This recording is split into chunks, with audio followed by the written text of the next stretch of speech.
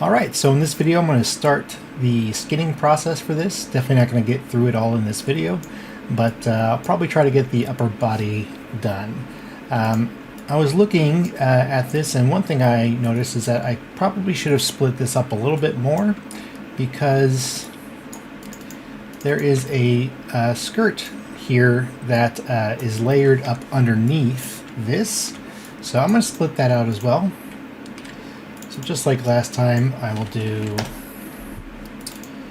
I'll just call this lower cloth, and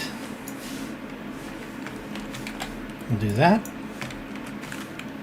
And we'll make sure we delete history. Then on this one, do that and delete history.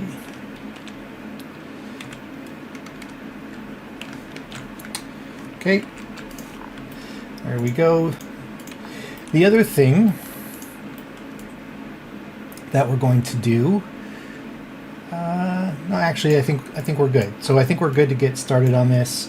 You're going to want to download ngSkinTools. I'll put a link in the description. I'll also put a link in the how to install. They have a evaluation non-commercial use license, which is what I've got installed here. I don't know when exactly some of these features went in, but you want to probably at least make sure you're on 2.1.3, which is what I'm using here, which has some of the features that are really useful to have.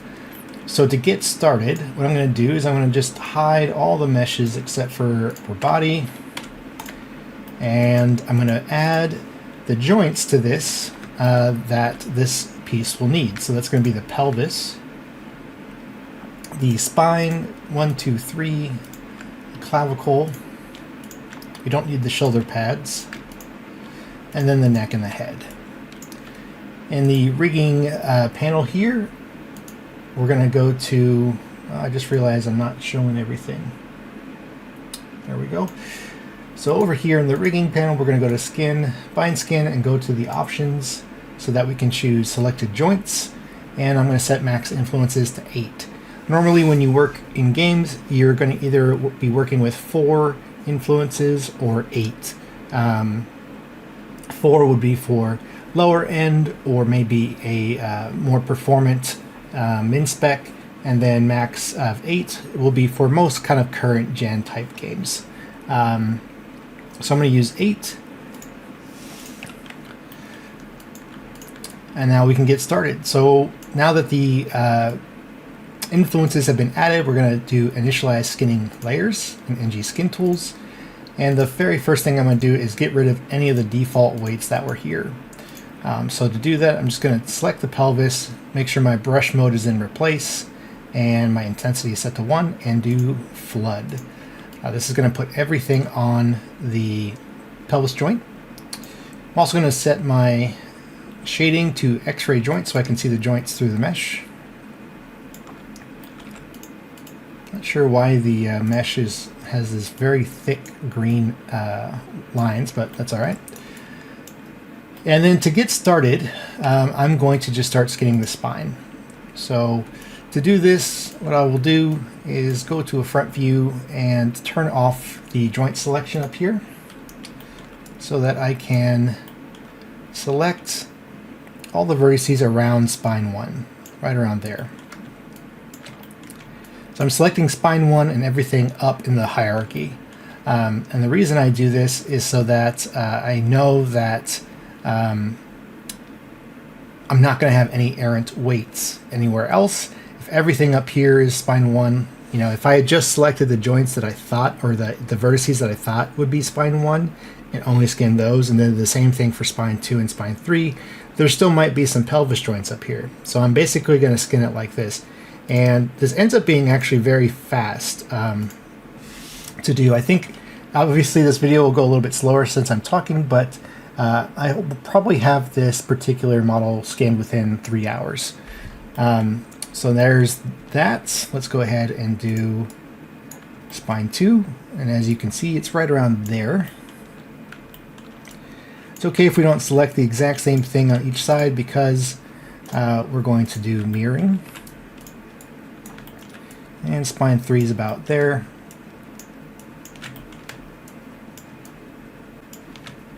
paint and flood that.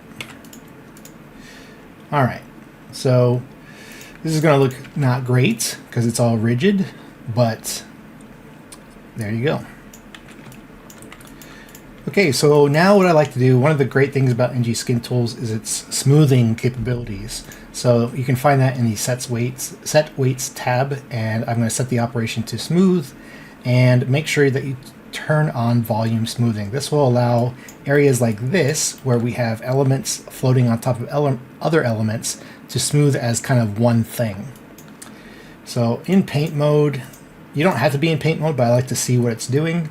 I'm going to go ahead and just hit apply so you can kind of see what it's doing. We're getting a lot of spine 3 down here, but there you go. So with that, let's take a look. Things are looking pretty good for pretty minimal effort so far. The metal is staying together. That's the main thing, right? We don't want it to like stretch too obviously. But in this case, it still looks fairly rigid, which is what I'm going for. It's not clipping in to the stomach when we bend over or bend backwards. And if we just kind of... The only one thing I will say with it, I actually like the way it's deforming, but the textures have the shadow baked in, which you can kind of see right here. And there's nothing much we can do about that aside from editing the textures, but I do actually prefer how this is moving kind of over the underside of the shirt. There's some weirdness happening here, so let's go ahead and address that. We can go to skin, go to bind pose to set ourselves back. A lot of times I'll hit Control Shift, hold those down while going into this menu, and then click on this. It will add it to your current shelf. So my ngSkinTools shelf, I'll have go to bind pose usually up there. So again, let's rotate this around. I'm basically just trying to recreate some of the ugliness that was happening here. And I can also go in with my normal paintbrush, and if I just hold down Shift, you'll see it kind of turns to that like white outline. Holding down Shift will allow me to smooth in here as well. So I can kind of do on-the-spot smoothing to fix up any areas. And you can see an area here that's going to need to be fixed up. We'll see what we can do about that. We'll get to that in a second. Alright, so that's looking a little bit better. Alright, so back here for this hole, you can select the vertice and select another vertice. And we can go to Tools and turn on Single Group Mode and Unify Weights. Looks like there's a couple other spots.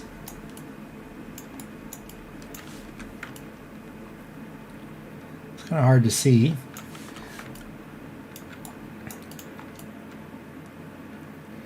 But we'll mess around with that later. I want to get the rest of this done, and then we'll go through that and fine-tune this stuff. But one of the nice things about ngSkinTools, I mean, there's a lot of nice things, is that it has layers. So usually the spine, what I've done so far, will be my base layer, and then I'll add in the claves, the upper arms, etc. And that gives a nice layered workflow so that the things that you smooth in each layer are only going to distribute the weights to the things that are in the layer, which is very helpful. If you've ever used default ngSkinTools, smooth can be a little bit of a risky operation because it kind of just throws weights wherever, and you have to lock down influences, and it's kind of a lot of work. So this is a much faster way to go. I'm going to just take a look at the spine 1 real quick. So one thing, there's a lot of collapse happening down here. If I were to show the lower legs, not that, my bad, upper legs, if I were to show that and then bend the spine, I'm probably losing some volume. You can kind of see where the hip should be and then where the shirt is going into. So let's fix that real quick. Most likely this is going to need to be done on the pelvis, and whenever I'm doing kind of fine-tuning stuff, I'll go to Add, and And you can see the default intensity is 0.1. I'll either start there, or maybe I'll even go to like 0.05. If you hit 4 while you're in ngSkinTools, it will keep the current mesh solid shaded and everything else go in a wireframe. Very useful for this kind of stuff where you're trying to fix volumes on things. All right.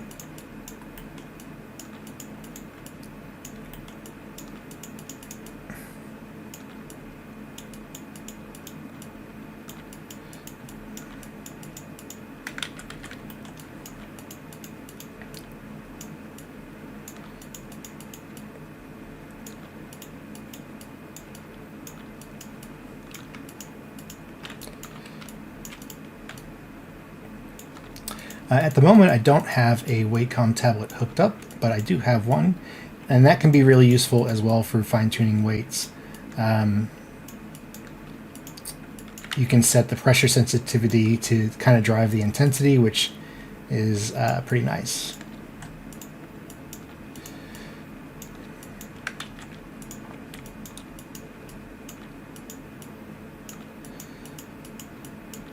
There's going to be a little bit of collapse happening, and that's fine, but we want to kind of limit how much that is. I'm going to bring this down even really small so that I can just kind of tweak these verts into place.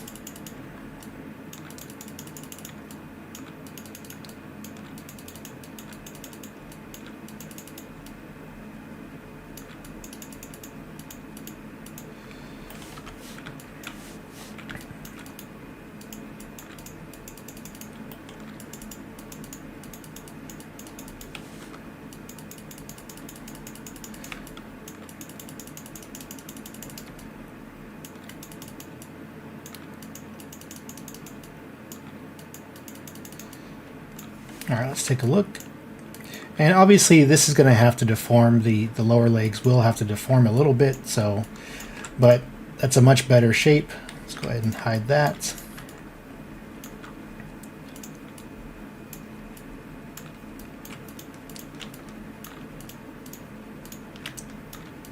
Just going to smooth this out a little bit, those spots. And then I'm going to mirror this over. For the mirror tab, I like to set it to positive to negative, so I usually skin on the left side of the body or the screen right side and then mirror that over. And then we can just hit mirror, and you'll see it updates. You don't even have to be in a neutral position, you can just mirror it in any position like this, which is very nice. And with that, I feel like the spine is in a decent enough place to move on to the next layer. So up in layers, I'm going to do create, and then here I'm going to call this clavicles. Going to go back to the replace brush, and I'm just going to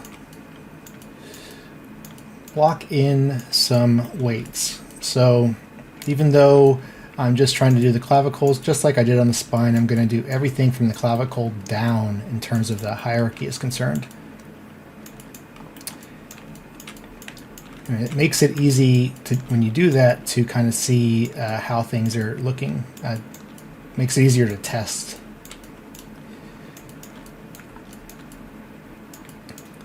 You can see that there's something in there there we go. So this is going to be part of the clavicle as well. We'll see how that holds up.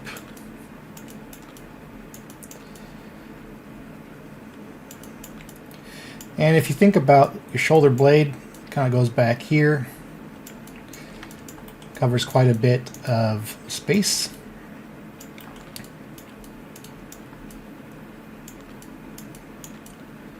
And your pectoral muscle connects from the center of your rib cage over to your upper arm bone. So the clavicle will also kind of deform that whole area as well, like this.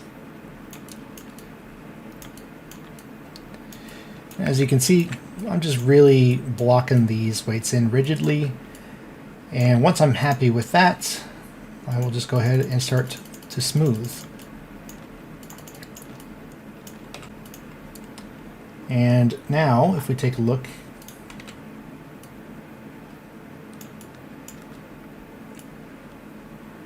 let's turn off joints for a moment.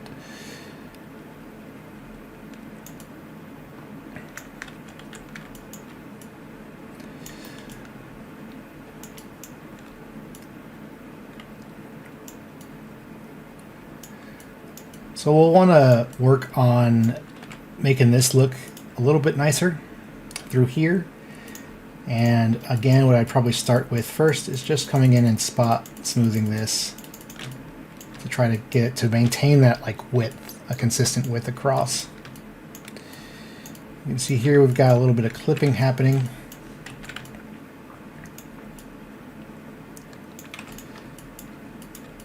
Doesn't really show up that much, but we'll try to fix it regardless.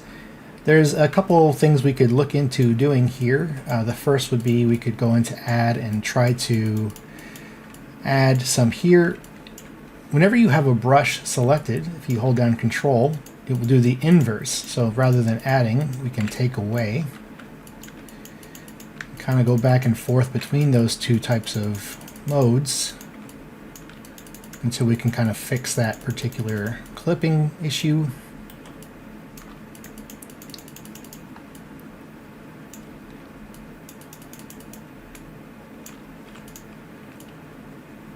All right. Go ahead and mirror that.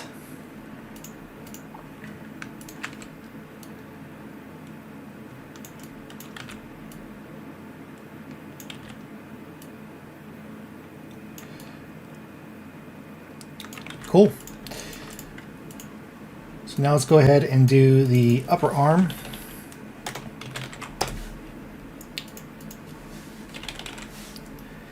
And the upper arm I'm going to do a little bit differently. Usually I do a 3-joint twist setup, but in this one I only did a 2-joint twist setup.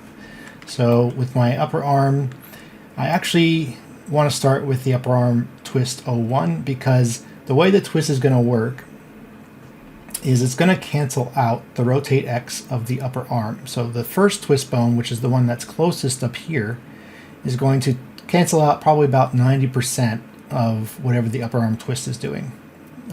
By upper arm twist, I mean the upper arm's rotate X.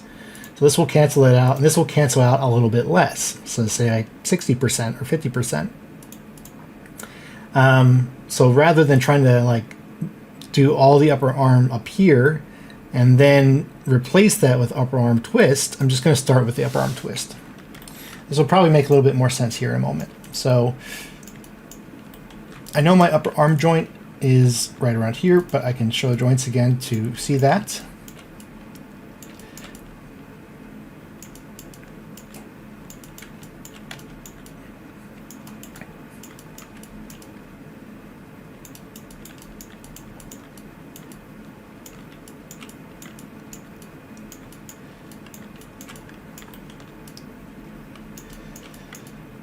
All right. And because I have both the upper arm twist 1 and 2 to do before I start skinning or smoothing this area, I'm going to block in the twist 2 weights as well.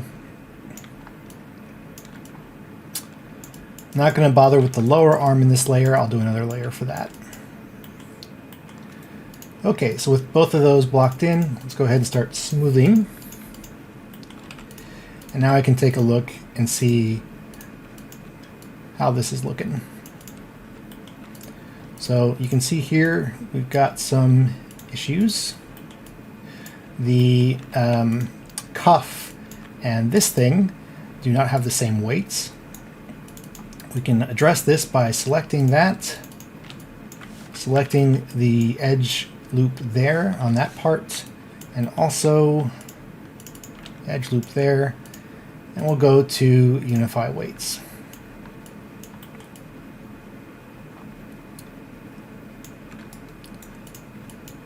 Looks like there's some other weird stuff happening.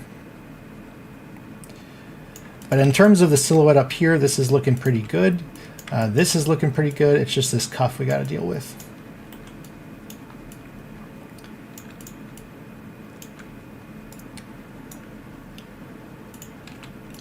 So let's take a look at this again and see what might be happening here.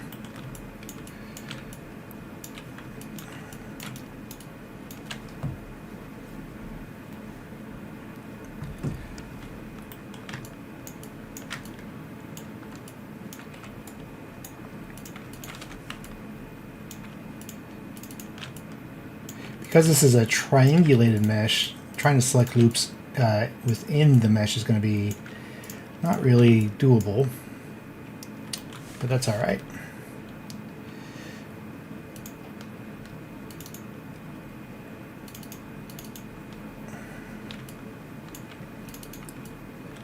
So let's select all of that, and then we'll go through and select this edge loop here. Again, I'm just trying to unify these weights to fix this clipping easily.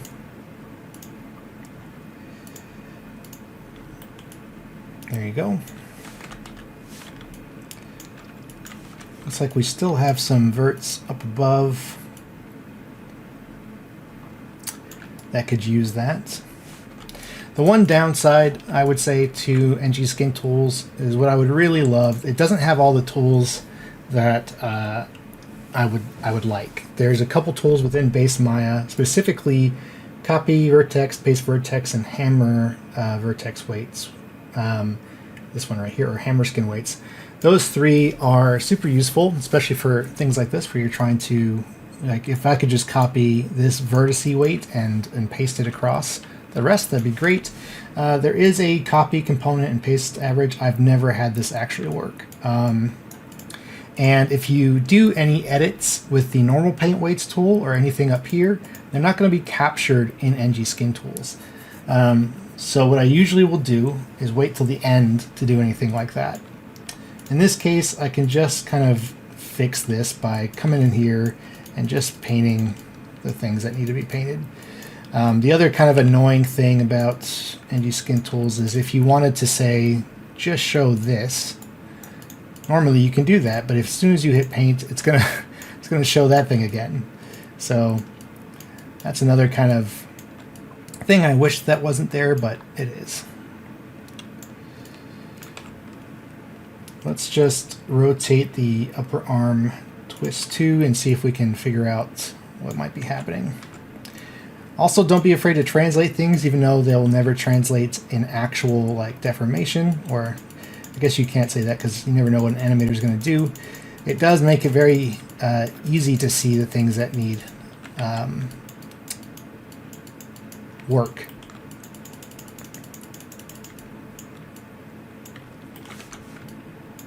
So here we can see there is a vert. Let's go to 1 here. It gets tricky to select paint stuff that's kind of in a weird spot. All right. So the upper arm, if you were to rotate it back, let's say -90, and then you take the upper arm twist and say we rotate it 90 or maybe 80, and then the upper arm twist 2, let's do like 40. That's the shoulder pad joint, my bad.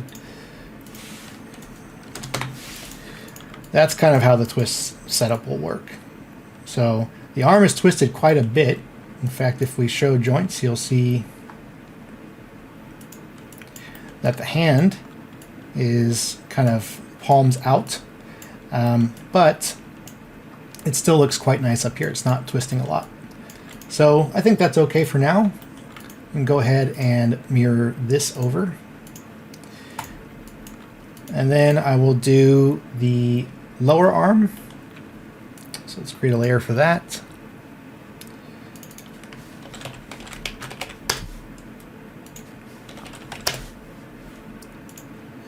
And again, I'm going to, unlike last time where I did the twist first, I'm actually going to start with the lower arm, because the lower extremities, like the lower arm and the lower leg, they twist differently. They don't counter the twist of the parent. They actually get a percentage of the twist of the child.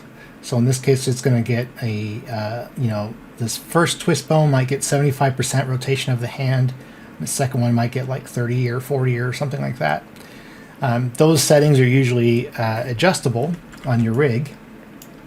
So what I'll do here is go into the lower arm and go to replace. And just block in those weights. I'm usually a little bit more precise towards the area where the joint is, and then I get kind of less precise down here. Let's go ahead and bring in the lower arm twist 01. So for now I am going to skin the hand to that because that will get overwritten with a hand layer later. And it's interesting, the area where the twist 01 would really have some stuff, that piece is on another mesh, so it's really going to be the twist 02 here, I think. And let's go ahead and smooth. And see how this elbow is looking. Whenever something's black like this, it's sometimes easier just to go into default shading and take a look there than it is to look at how the thing looks when it's textured. So obviously in this area we're getting some clipping. There's not going to be a really good way around that with the amount of geometry and stuff we have. We could add helper joints, but I am more of a fan of keeping the volumes looking correct than addressing clipping, especially when the thing that's clipping is all the same color. It makes it really kind of, you really can't tell as much. But the silhouette and the form is really what I want to preserve the most. Okay, so let's go ahead and mirror that over. And then the hands I'll do in a separate video because they will take some time. So instead, let's go ahead and move on to the neck and head.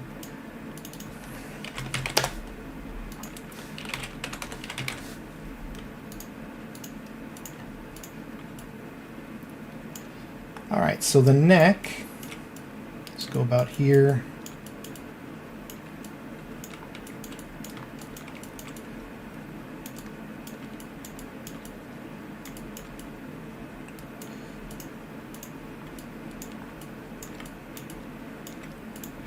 And then the head, as I explained in another video earlier, I almost paint it like it's a skull, right? So if you kind of think about the skull shape, that's how I'm going to paint the head influence.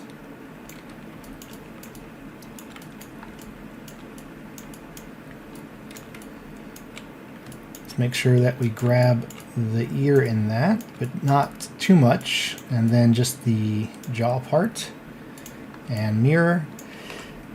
And then let's go ahead and smooth that out. Let's take a look.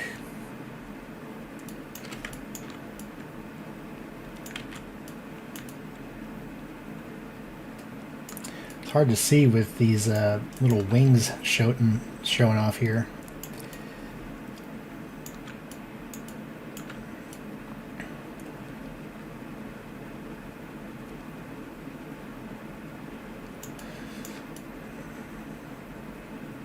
Seems okay. Like I said, what I'll do at this point is kind of just rough in the weights to a pretty good spot, good enough to where we could get it in game and start playing around, and then I will fine tune them at the very end. So I'm going to go ahead and stop this particular part here, and in the next video I'll go through the hands.